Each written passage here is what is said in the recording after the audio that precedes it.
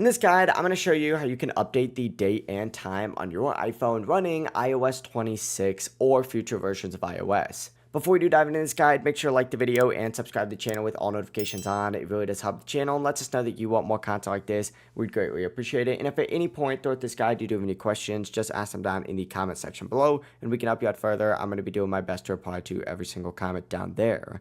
But begin by opening up the Settings app on your device and scroll down on this tab until you see General. Open that up, scroll down a little bit more, and you're going to see a date and time option. Select that, and by default, set automatically is going to be turned on, which is going to keep your time synced with your network and location. If you want to change it manually, go ahead and turn off set automatically, and tap the date to adjust the day, month, and year, and then tap on that time to change the hour, minutes, and the AM as well as PM section.